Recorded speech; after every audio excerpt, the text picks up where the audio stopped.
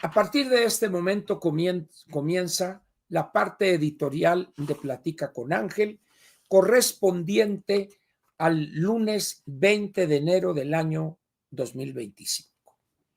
El editorial de hoy se llama así: una vez pasada la estridencia, analicemos objetivamente las cosas. Repito, una vez pasada la estridencia, analicemos objetivamente las cosas. ¿Qué quiero decir con esto? Ya se sabía que Trump iba a tomar posesión o rendir el juramento sobre una Biblia. Así se estila en Estados Unidos. Aquí no usamos eso, aquí hay un texto que está en la Constitución. Y era el día 20, entonces sabíamos perfectamente que después de eso, pues Trump se iba a aventar un speech ahí e iba a lanzar toda su batería pesada. Eso ya lo sabíamos.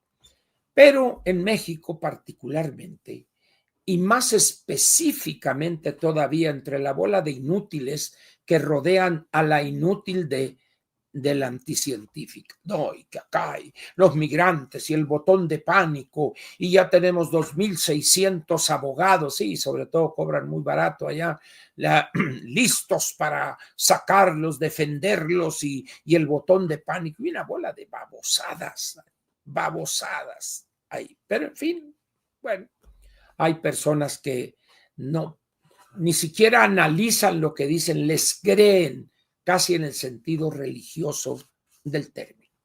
No han atinado a entender bien el fenómeno Trump frente a la realidad de la sociedad norteamericana y andan con sus babosadas. En fin, allá ellos. Sin embargo, lo que no entienden es que el valor de las palabras de un jefe de Estado es analizado en otros países. La anticientífica suele insistir, somos un país libre, independiente, soberano y Juan Camaney y nos la comemos ardiendo y acá. Y dice, a ver, señora, ¿quién carajos quiere invadir México? ¿De dónde saca usted? Somos un país soberano. Eso ya no existe en el mundo. La soberanía como tal es un concepto propio del siglo XIX. Lo que hoy tenemos en el mundo son países interdependientes. Al incorporarse a un acuerdo comercial, esos países ceden una parte de su soberanía en cuestiones específicas, ¿tá? Y no andan peleando, no, la soberanía. Yo no he escuchado que el presidente de la República Francesa o el primer ministro inglés, cuando formaban parte de la Unión Europea, o la señora Merkel, o el canciller Scholz, que es el actual, y bueno, incluso los demagogos estos españoles, el Pedro Sánchez y Rodríguez Zapatero. ¿Por qué? Porque esos acuerdos, esos bloques económicos, al principio son económicos, luego son políticos, luego introducen la parte monetaria, porque eso acarrea beneficios para ese país. Y de aquella soberanía en mi aislamiento y nadie se meta aquí porque nosotros, etcétera, ¿verdad?, se convierte en una interdependencia. Hay algunos países en la Unión Europea que son muy eficientes produciendo X o Y cosas. Entonces, esas las venden al resto de los países de la Unión Europea y con ese recurso, a su vez, importan las cosas en que aquellos países son competitivos. Es cuestión de que lean a David Ricardo, carajo, hace 200 años descubrió eso, las ventajas competitivas y comparativas. Muy bien, pero en México no, somos un país, nos coordinamos, cooperamos, pero nunca nos subordinamos. ¿Quién habla de subordinación?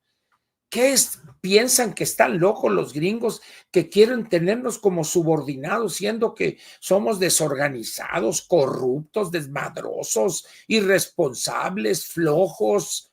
¿Quién va a querer tenerlos como subordinados a nosotros. Es decir, es una estupidez, pero el efecto que tienen esas palabras se considera ya, con que quieres, te sientes muy soberana y todo. Te voy a poner un arancelito y verás cómo te va a sentir su soberanía. Eso exhibe, en primer lugar, la falta de comprensión de la sociedad que es hoy Estados Unidos. No entienden eso y andan con ideas de los años 60 o 70. No más falta que se ponga a gritar como Echeverría y que vivan los países del tercer mundo. Es lo único que le falta a esta mujer. Está loca, está mal, no le entiende a esto. Eso nos va a generar muchos problemas con Estados Unidos. El otro día se burló de Trump o de Biden, yo creo que de Trump, diciendo, es que no le han informado que aquí ya no gobierna Calderón ni García Luna. García Luna no gobernaba, señora, no diga usted tonterías. Era un empleado del Poder Ejecutivo.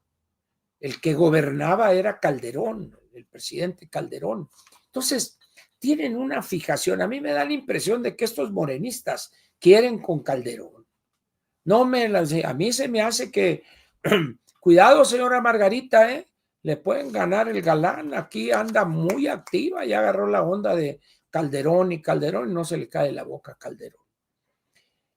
Entonces, cuando ellos insisten en esa cosa de somos soberanos, no nos subordinamos, etcétera, dice, oiga, pero usted ya está en el siglo XXI, en el tercer decenio del siglo XXI, perdón, en el cuarto decenio, ya. Entonces dice uno, no puede ser esto, no puede ser esto. En esas no estamos en el tercer decenio, perdón.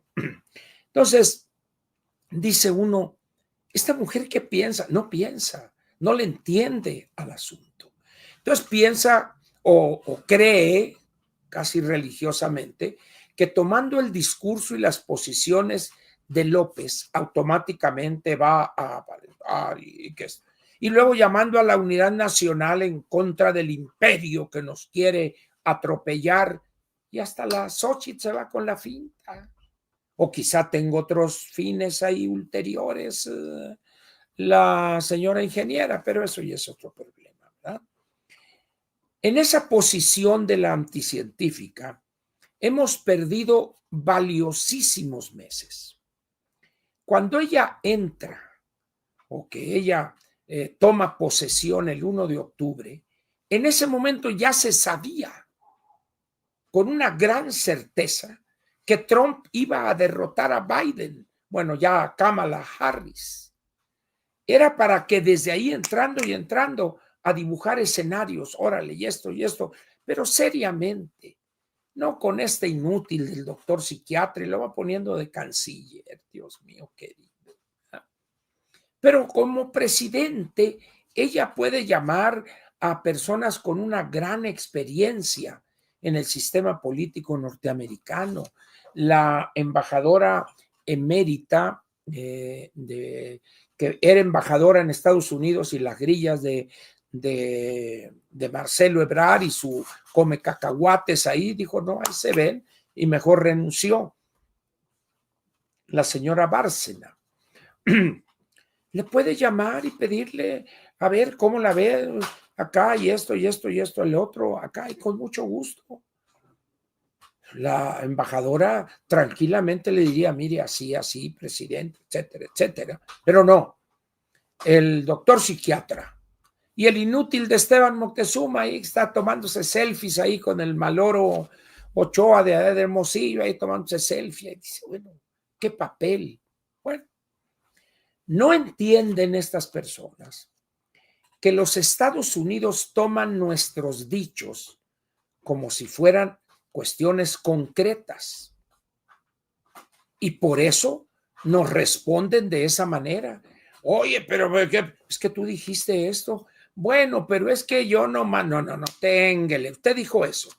Por eso, en las relaciones y particularmente en dos países tan disímbolos en tamaño, debería ser muy prudente la jefa de Estado al utilizar las palabras, pero no se le da la chompeta. Muy bien. Entonces, dice que se prepararon con el botón de pánico y con la digitalización y con los 2,600 abogados. Es cierto, no tienen nada tienen, aunque digan eso. Entonces, por esa razón, la estridencia de esta toma de posesión de Trump, prácticamente ahorita ya andan en la pachanga, bailando acá y prum, prum, y eso. Mañana, pasado, en una semana, ya van a estar gobernando. Los problemas siguen. Está el problema con Hamas, que nomás para que vean aquellos que defienden que la causa palestina, estos asesinos, no se concreta todavía el pacto que firmaron o esta solución, entre comillas, cuando ya declara el que se quedó en el lugar de aquel al que le dieron una recia. Nuestro principal objetivo sigue siendo destruir a Israel. Carnal, espérate, hombre. Si todavía intercambiamos estos y ya estás otra vez así, pues ¿quién te va a creer? Pues solamente los buena onditas, felicidad, que ganó, jamás, ¿qué ganó? ¿Qué ganó? Si les pusieron una recia a los israelitas, ahora como están debilitados les va mucho más fácil. Pero son gente que ya no tiene otra visión más que destruir a los judíos. Y dice uno, a ver, es que allá Alá, nuestro Dios, y Mahoma dijo, no hombre, cuando vivía Mahoma ni siquiera había ese pleito, todos eran los mismos, pues, pero bueno. En esas condiciones, pues, ¿ante qué estamos? Ante el oropel de la fiesta, la estridencia del discurso, las amenazas fantasiosas, y ya cuando le quita a uno la paja, las cosas quedan en su justa dimensión. Y vamos a ver. Trump hablaba de que el mismo día voy a firmar 100 órdenes ejecutivas para esto y esto y esto y el otro. Quienes de alguna manera hemos leído algo sobre la práctica política norteamericana, la realidad política, nos reímos, ¿verdad? Y así ha sucedido. ¿Cuántas órdenes ejecutivas firmó? Unas poquitas. ¿Por qué? Porque el problema de una orden ejecutiva no es firmarla, sino llevarla a la práctica. Y ahí les va. Les voy a decir algunas cosas que planteó en su discurso Donald Trump. Estamos entrando a una etapa dorada, una golden age. Los Estados Unidos han tenido épocas doradas a lo largo de su historia. Por ejemplo, la etapa de la posguerra, que un crecimiento de la economía norteamericana, porque fue la única economía que quedó intacta. Nadie lo atacó, excepto el bombardeo de Pearl Harbor en 1941. Pero de ahí en fuera Estados Unidos quedaron enteros y realizaron un gran esfuerzo militar para apoyar a los aliados, apoyaron a China, apoyaron a Rusia, bueno, a la URSS en aquel entonces. Entonces llegan ellos al finales del 45 completos y aquello fue una etapa dorada. Pero ahora dice Trump y entramos a una nueva Golden Age. Pues vamos a ver, ¿no? Eso habrá que verlo porque los otros países son competidores exitosos en algunas ramas y actividades de la economía. No es la situación de 1945 o después de la guerra de Corea. Hoy, para la economía norteamericana, la situación no es fácil. Tienen muchísimas ventajas. Es el país que es el número uno económica, política, militarmente, pero también en materia científica. generar ideas innovadoras, de tecnologías disruptivas, etcétera, etcétera, sin duda alguna. Pero también hay otros países que están queriendo alcanzarlos, la República Popular China, por ejemplo, Francia está haciendo un gran esfuerzo, el Reino Unido, la India, etcétera, etcétera. Entonces, luego dijo, y esto es una cosa muy importante para México, va a ser el gobierno del sentido común, el common sense. Dicen algunos, tanto cínicamente, que en política el sentido común es el menos común de los sentidos. Pero Trump nominó o designó a Elon Musk, dicen los de Nuevo León. Es que Elon va a invertir, toma, te voy a invertir, pero es Elon, es que mi compadre Elon, dice el fosfo, crea un área del gobierno norteamericano para reducir el tamaño de la burocracia, eliminar reglas absurdas, etcétera, etcétera. Entonces, de ahí que él utiliza esa expresión del sentido común. ¿Qué significa esto en la burocracia? Que hay que eliminar aquellas cosas que sean redundantes, medidas absurdas que retrasan una inversión, complican la vida de las empresas, etcétera, etcétera. Eso es algo que nosotros deberíamos haber empezado a aplicar hace tranquilamente 20 años, cuando menos. Pero la burocracia en este país es un bastión, no solo de la cosa burocrática, el papel, la regla, sino es un bastión de corrupción. Son los que saben cómo hacerle para que el político que llega se vuelve multimillonario en un plazo cortísimo y en la total impunidad. Por eso tiene tanto poder la burocracia aquí en México. Luego declara, con una orden ejecutiva, declara la emergencia en la frontera sur. ¿Por qué la emergencia? ¿Por qué es importante esa expresión? Y voy a utilizar las Fuerzas Armadas para detener esto. No más que hay un pequeño problema jurídico.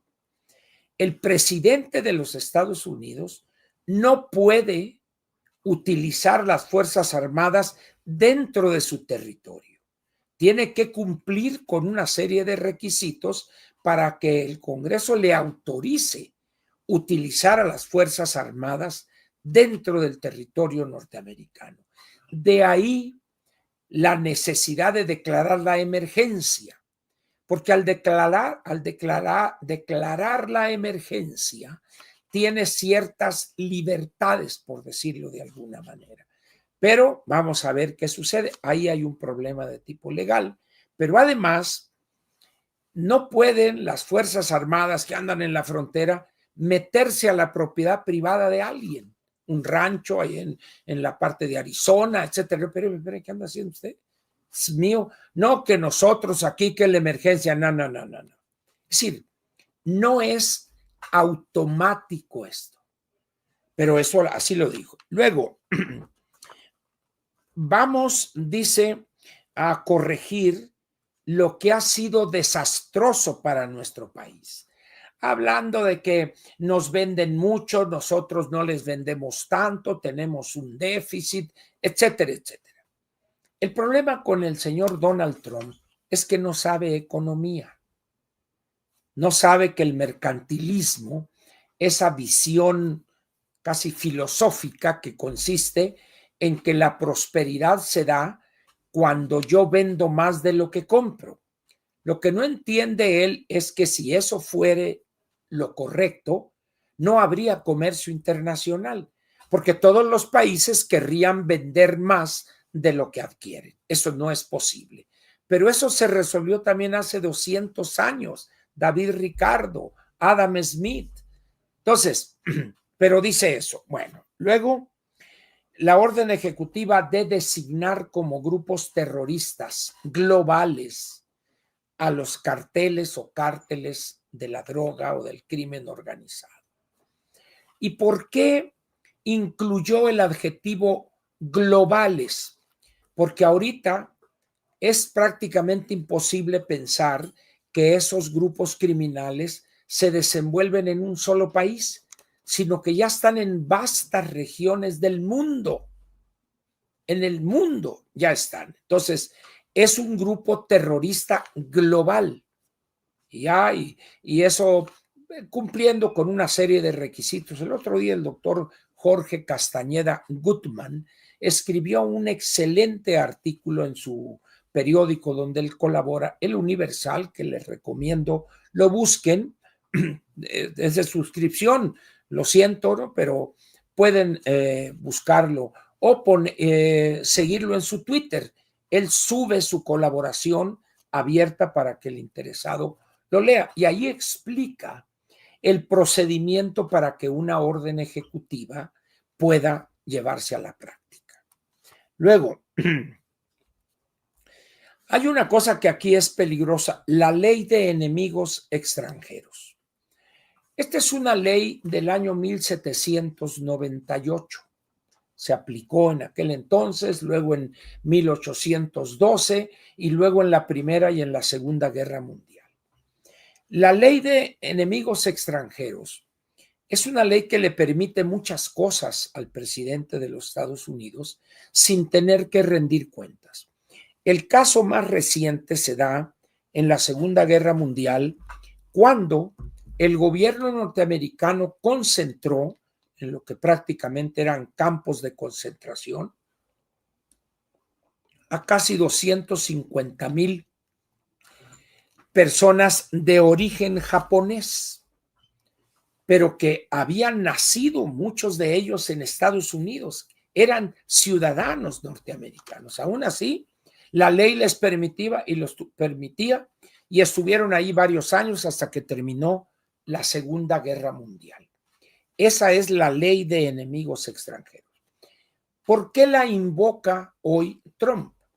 Porque hay un buen número de migrantes que están ilegalmente en los Estados Unidos. De acuerdo con la ley migratoria de los Estados Unidos, esas personas son delincuentes. Al haber entrado ilegalmente a los Estados Unidos sin cumplir con los requisitos que la ley migratoria establece, automáticamente se convierten en delincuentes. No, es que migrar es un derecho humano, ténganle. Pues entonces váyanse a donde sea un derecho humano. En los Estados Unidos, llegar de migrante ilegalmente es un delito, no es un derecho humano. Entonces, con base en esa ley, él podría poner en campos de concentración y ahí irlos expulsando. Eso lo invocó él.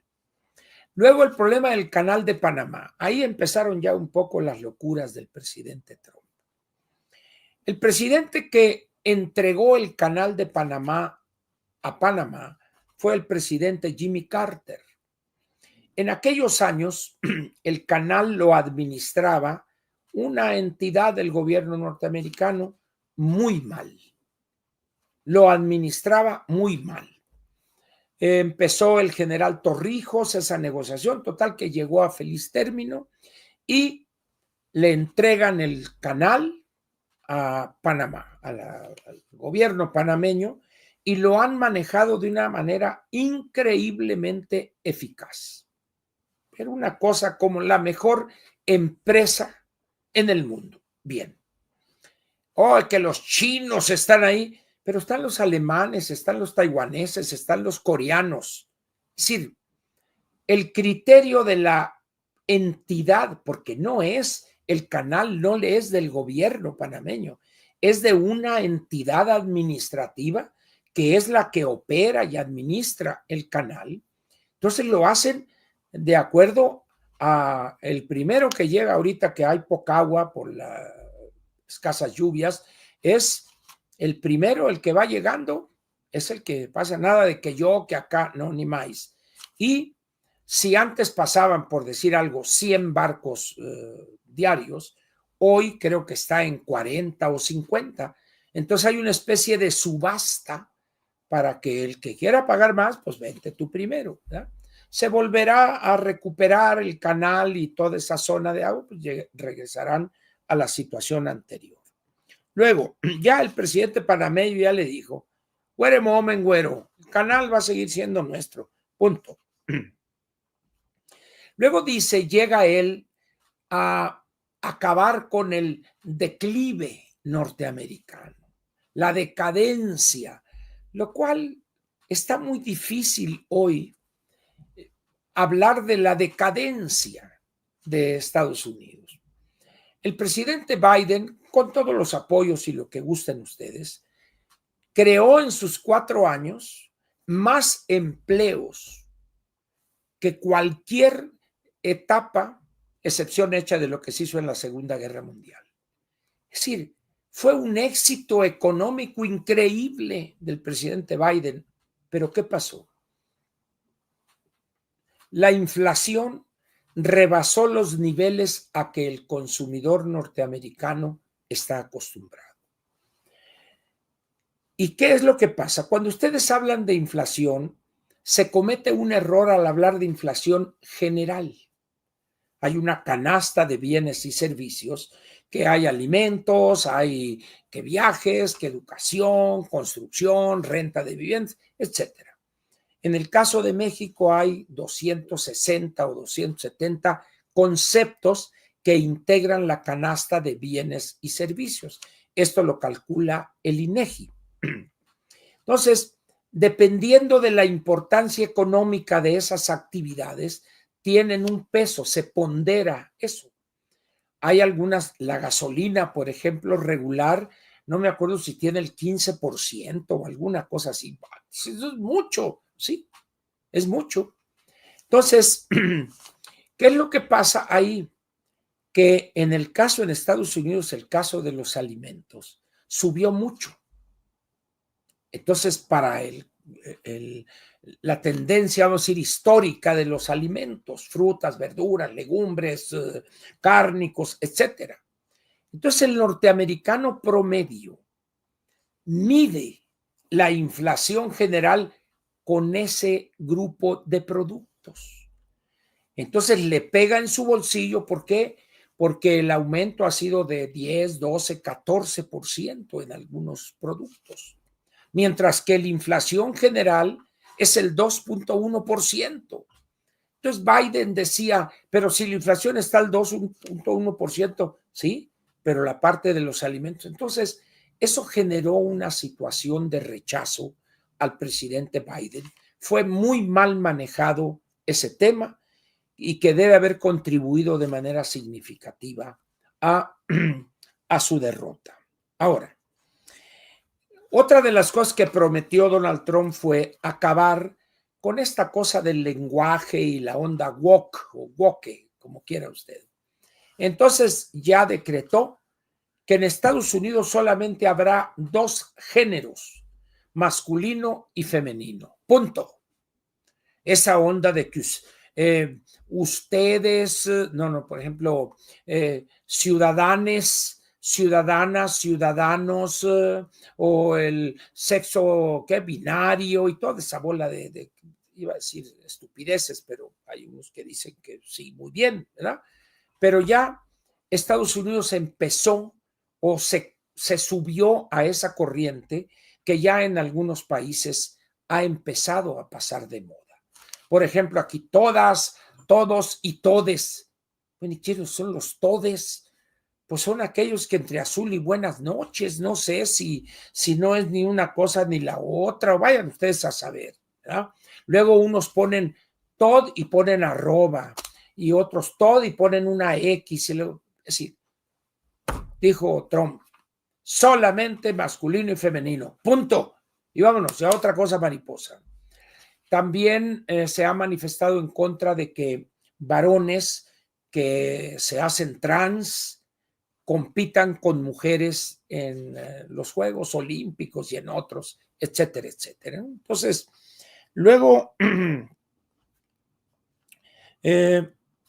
creo que, bueno, con estos les doy una buena embarrada, vamos a suponer, decirlo así, de lo que le interesa a Trump, entre otras cosas. Pero hay algo que vale la pena aquí señalar. Cuando la anticientífica dice, bueno, señores, vamos a diseñar una estrategia y vamos a negociar como iguales, dice ella. No se equivoque, mi anticientífica, no somos iguales.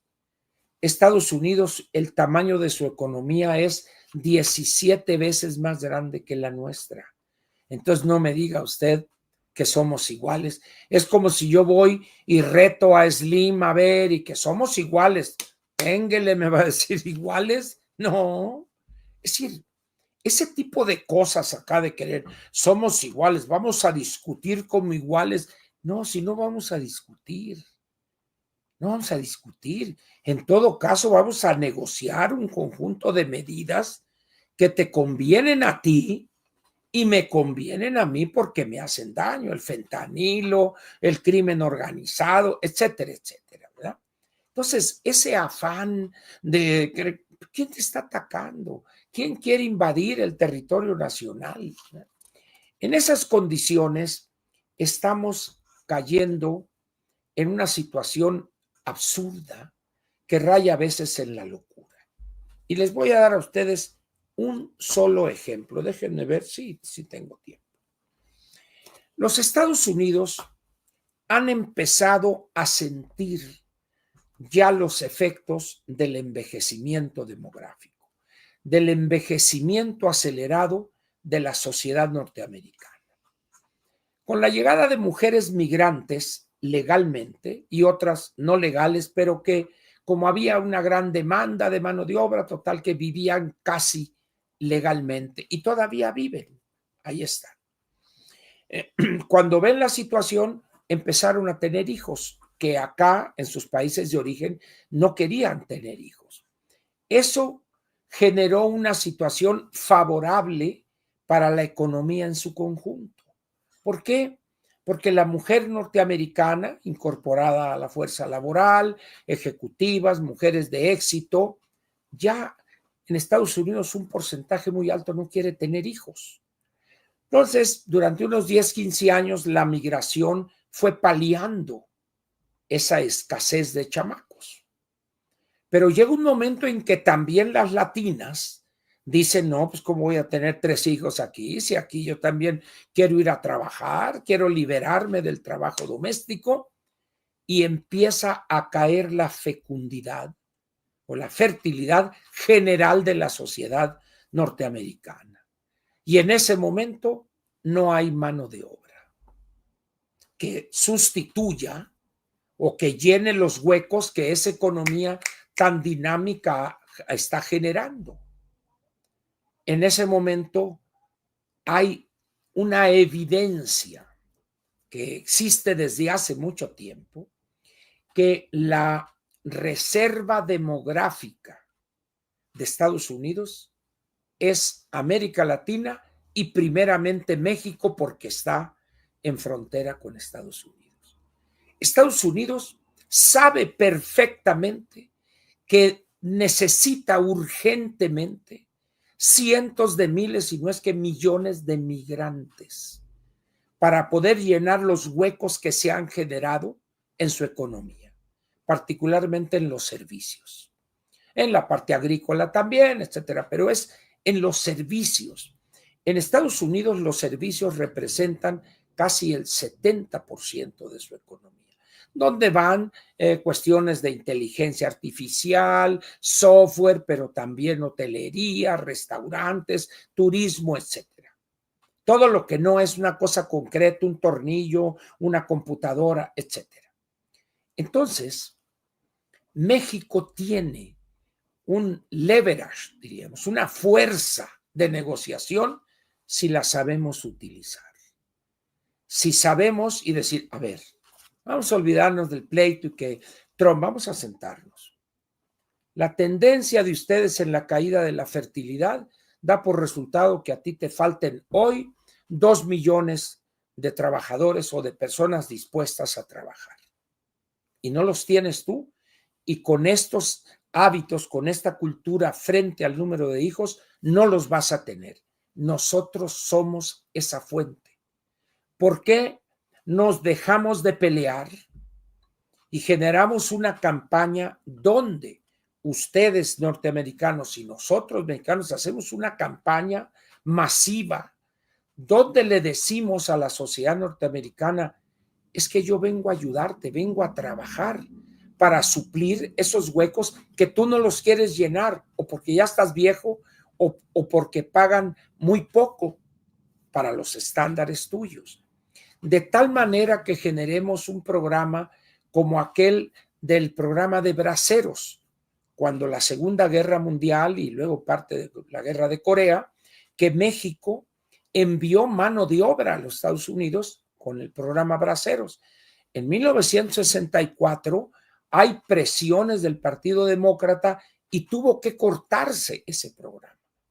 Pero hoy sería un momento ideal para enfrentar eso con un criterio completamente diferente. Y todas esas personas llegarían en algunas actividades, por ejemplo, un contrato por 6 años, por 6 meses, por 10 meses, y luego regresa a tu país 2 meses y luego regresas, que era como se hacía en aquellos años de los braceros. Y miren, esta nota que está aquí fue publicada hoy. Si ustedes le pueden ver ahí, January 20, ahí está. Esta nota dice, Trump no cambiará el hecho que América necesita migrantes. Esa es la realidad. No se necesita ser un genio para andar que la babosada del botón de pánico. Y que no, olvídate de eso. Si esa gente entró ilegal, hay que sacarla. Hay que sacarla. ¿Por qué? Porque de acuerdo a la visión legal de los norteamericanos, es un delincuente.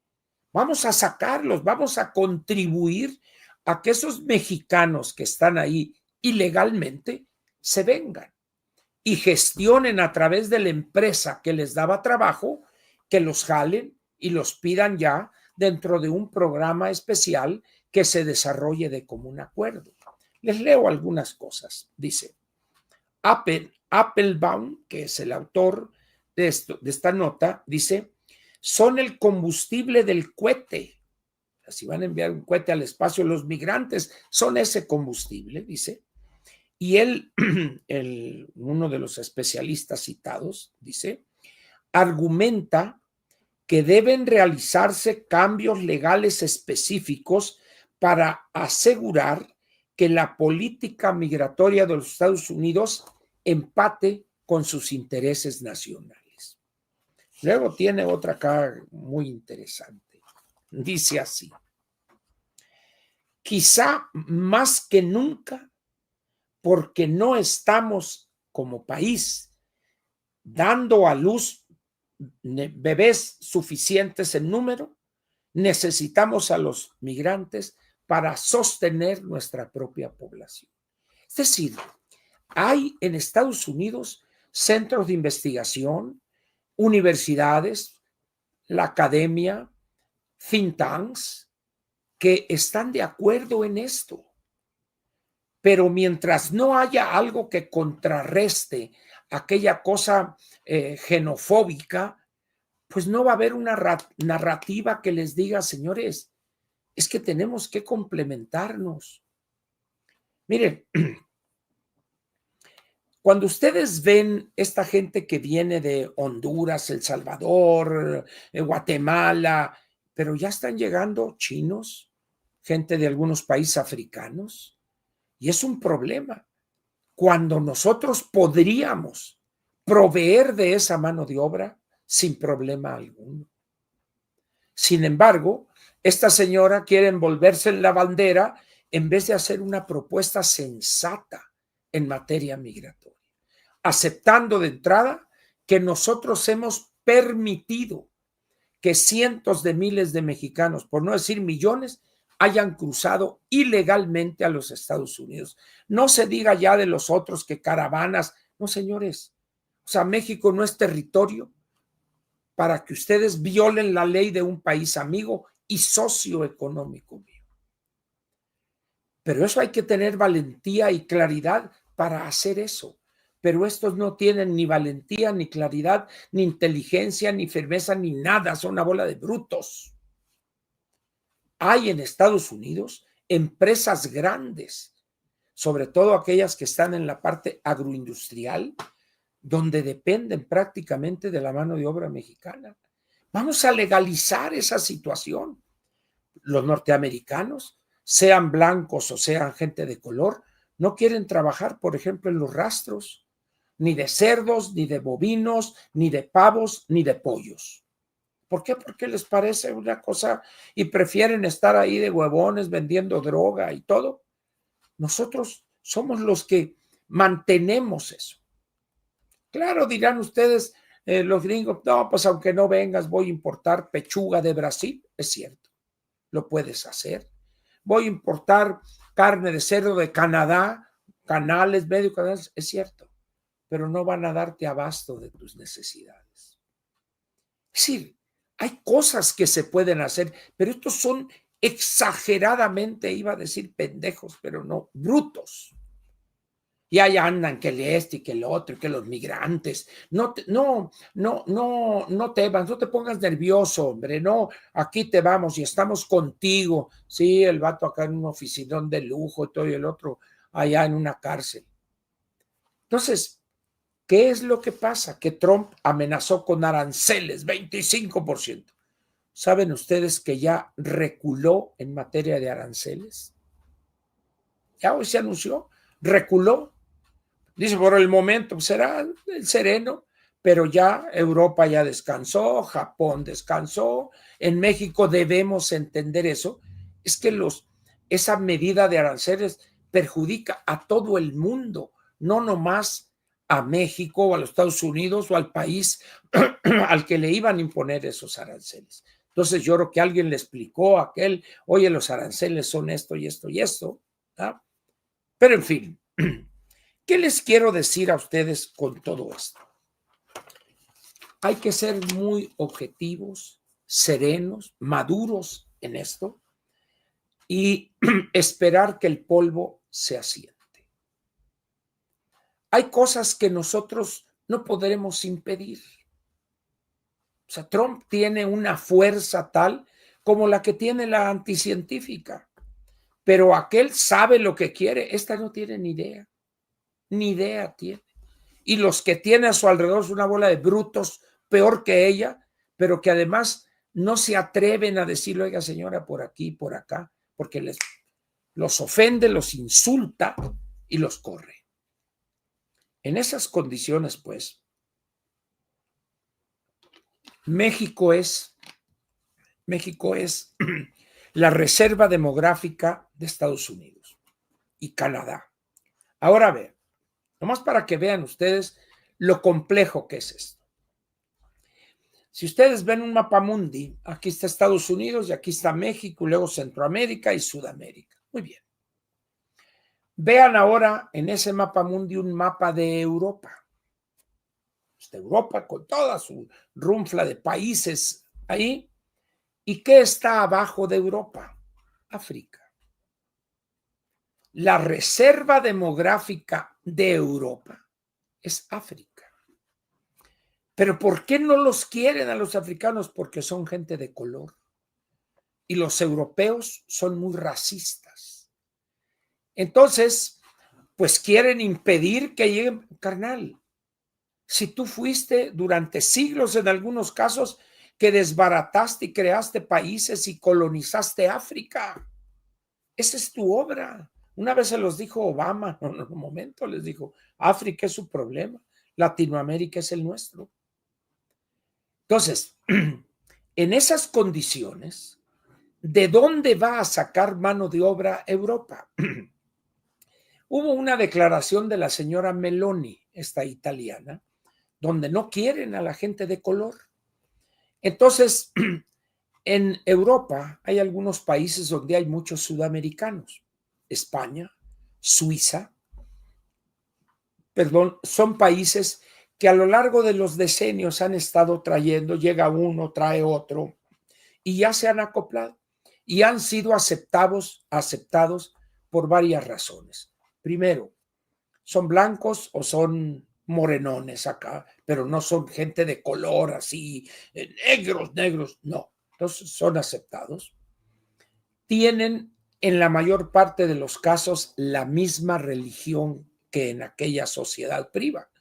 Católicos fundamentalmente en Francia, en España, en Italia. Hablan el idioma, en el caso de España. En Italia hablan tataccia italiana, io no lo parlo, lo capisco, y ya saben, ¿no? Y le ponen musiquita y ya se dan a entender. Alemania es más difícil, ahí están los turcos, pero lo que es Francia, la Suiza francesa, italiana, Italia, España, etcétera. Entonces dice Meloni, cuando le dicen, bueno, pues si de eso se trata, pues vamos a traer venezolanos, vamos a traer argentinos, vamos a traer esto, porque son blancos como nosotros. Así, o sea, con esa dureza racial. ¿No? ¿Por qué? Porque no quieren a la gente de color. Entonces es un problema que los europeos van a tener que enfrentar y resolver. Esa es su bronca. Y en Estados Unidos somos, repito, la reserva demográfica de los Estados Unidos. No tienen otra, es más fácil. Somos blancos o morenones, si gustan ustedes, pero también somos católicos o cristianos, como Estados Unidos. Tenemos, de alguna manera, somos una democracia, ya también, la libertad, el esfuerzo. Es decir, tenemos culturalmente muchas afinidades. Por eso llegan los mexicanos y rápidamente se ambientan y vámonos, y la movilidad típica de la sociedad norteamericana la adoptamos con gusto. Hay que normar eso, pues, pero no podemos estar permitiendo con un gobierno como Trump el paso de decenas de miles de centroamericanos y sudamericanos que quieren entrar ilegalmente. No, señores, vámonos, van para afuera. ¿Quieres tú pedir asilo? Vete a tu país. Allá hay embajada norteamericana, hay consulado, allá inicia los trámites. ¿Por qué te vienes aquí si tú eres hondureño? Vete a Honduras. Si tú eres guatemalteco, ¿qué carajos andas haciendo aquí? Aquí es México. Bueno, pues yo me encargo de los mexicanos, pero tú vámonos. Y los van a sacar. Luego hay migrantes que han cometido delitos. Ya están. Esos son los primeros que van a expulsar. No, pero que cómo. A ver, señores, es un país soberano los Estados Unidos. Esa persona entró ilegalmente a los Estados Unidos. Ya cometió un delito en la parte migratoria. Pero luego cometió un robo, se robó un carro, golpeó a un agente, etcétera. Pues entonces, ¿por qué lo tengo que aceptar aquí? ¿Por qué? Entonces el señor se va. Punto. Que es mexicano, ahí te lo echo, es tuyo. Oye, pero que este es guatemalteco, pero tú lo dejaste pasar. Y por eso es el problema de México, país, tercer país. Entonces ahí te van, que ya lo hizo Trump en su primer periodo, ¿se acuerdan ustedes? Y nos impuso eso. Y hoy va a ser lo mismo. Entonces, podemos, si hubiera inteligencia con esta gente y planteara las cosas claramente, intentar primero un programa piloto, por ejemplo, porque ha habido experiencia desde los años 50 en el programa Bracero, desde fines de los años 40, los años 50. Es decir, es difícil hoy encontrar un lugar donde no haya mexicanos trabajando. Luego hay áreas de los servicios donde los ricos allá quieren cuidadoras mexicanas. Las cuidadoras son esas señoras que cuidan a una persona que ya no se puede valer por sí mismo, normalmente una persona ya mayor, etcétera. Entonces, ¿y por qué prefieren a las mexicanas? Porque si tienen una enfermera norteamericana, a ver, voltéese y aquí, agarre, le quitan el pañal y mira nomás qué cochinada. En cambio, la cuidadora mexicana, ¿cómo amaneció Angelito ahora? Mira nomás, qué bonito. Vamos a ver cómo está, vamos, y vamos al baño, órale, vamos, véngase para acá, mi Angelito, y eso vamos. Entonces eso le gusta a la familia de esa persona. Viven en muchos casos en la misma residencia de esas familias y les pagan muy bien. Entonces, hay áreas de oportunidad. ¿Se acuerdan cuando Fox dijo jardineros? En Estados Unidos es una cosa increíble lo que cobra un buen jardinero. ¿Y por qué les gustan los jardineros mexicanos? Me decía un doctor ahí en Tucson hace algunos años. Es que esos, Ángel me dice, hablan con las flores.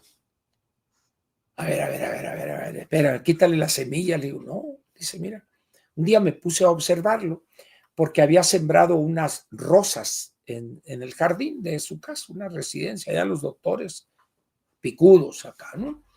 Y entonces se puso a observar él. Pues ya llega, no me acuerdo cómo se llamaba este señor, ya tenía su compañía Landscaping Pérez Inc. O sea, ya era una empresa, llegaba en su camioneta con rastrillos y todo. Él solo llegaba. ¿Cómo amanecieron mis novias hoy? Ay, que miren nomás que está ahí, lo sacaba. Cuidándolas, vas a ponerte bien, mañana o la semana que entra te vengo a ver usted cómo está. Está hablando, me dice, habla con las flores. Es un excelente jardinero, es un excelente jardinero. Y no sé si se acuerdan ustedes en las casas de antes, que era muy difícil encontrar macetas. Había unas latas de metal de chiles jalapeños o de dulce o lo que fuere. Entonces, las señoras, las mamás nuestras, buscaban esos botes, echaban tierra y ponían una y estaba llena la casa de esos botes con unas plantas muy bonitas. Es decir, el mexicano trabaja bien esa cosa de la jardinería. Es decir, podríamos hacerlo. Es decir, hay muchas áreas de la economía norteamericana donde podríamos tener un éxito tremendo. Pero eso hay que plantearlo, hay que promoverlo, hay que convencer a los norteamericanos que les podemos ser útiles y más cuando está una visa legal para trabajar. Y ya con eso, el migrante pues ya tendría un patrimonio que cuidar. Si de cada 12 meses, 8 o 10 meses está allá, pues es una cosa que le interesa cuidar para dentro de 2 meses regresar otra vez. Hay un programa muy interesante con Canadá de trabajadores agrícolas migrantes y funciona muy bien, pero es una cantidad muy pequeña. En cambio, los Estados Unidos tienen demanda de cientos de miles, pues si podríamos nosotros proveer de esa mano de obra. ¿Qué va a pasar en términos generales? Yo creo que muchas de las cosas que parecen ahorita tragedias no se van a concretar. La realidad del mundo es diferente a la que encontró Trump hace 8 años.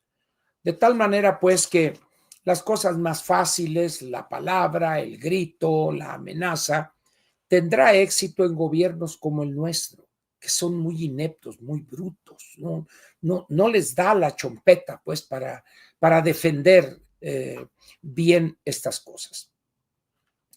Entonces, pues habrá que apechugar, dirían algunos. ¿Qué va a pasar con otras nacionalidades? Va a haber problemas de ellos con los chinos en materia comercial, traen ahí un pleito viejo. Quizá con la India, aun cuando las empresas grandes se movieron de China a la India. Si los Estados Unidos han llegado a un punto donde temen a la competencia, entonces no quieren que vengan a ver, pues tú eres mejor que ellos, pues órale, aplícate. Entonces hay una situación donde está comenzando una era nueva, donde tienen que ser más globales en mentalidad. Estados Unidos tiene decenas de millones de sus ciudadanos que son totalmente nativistas, localistas, que no les interesa conocer el mundo, que viven en su pedacito de tierra, su huerta, etcétera. Entonces, esas personas son un gran obstáculo. Hay que hablar con ellas, ¿no? Es el mismo caso de personas aquí de pueblos originarios, por ejemplo, gente de las áreas rurales que viven en condiciones de marginación y miseria o pobreza. Es decir, hay una gran cantidad de cosas que podemos hacer. Pero resumo esto en la siguiente situación. México forma parte del bloque económico más importante del mundo, que es Norteamérica, América del Norte.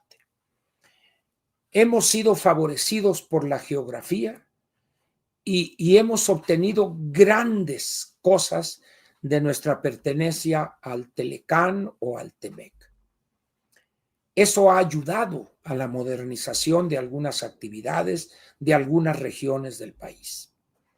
Necesitamos conservar eso y profundizarlo. No es cuestión de cerrarnos como hizo López Obrador y que esta señora parece que va por el mismo camino. Pero los Estados Unidos también tienen que abrirse. Ahora bien, pertenecer a un bloque como es el bloque de América del Norte obliga a ciertas conductas en lo político, en lo militar, si llegare a darse, espero que no sea así, pero no podemos andar jugando con Venezuela, con Nicaragua, con Cuba. Pero a ver, espérate, nuestro compromiso es con la economía de mercado, con un país libre, con la democracia, no con esas dictaduras. Le regalamos petróleo a Cuba, apoyamos a Venezuela. Espérate, nuestra obligación está con este que es nuestro socio.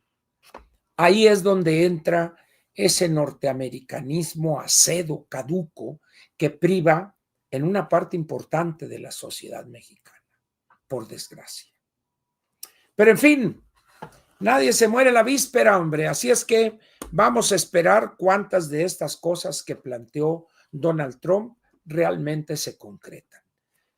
Ahorita va a entrar un periodo donde ciertos puestos van a tener que ser ratificados por el Senado norteamericano y eso puede suceder en lo que falta de este mes y en el siguiente, cuando menos, para que ya se llenen todos los puestos y empiece a funcionar al 100, como dicen ahora, el gobierno norteamericano. Al mismo tiempo, tendrán que atender el enfrentamiento con China Popular en materia comercial, la cuestión con Rusia, Ucrania, etcétera, la cuestión con China Popular, que ya dije, y esa es la realidad geopolítica nueva, que no había hace 8 años o no con la intensidad que hay hoy.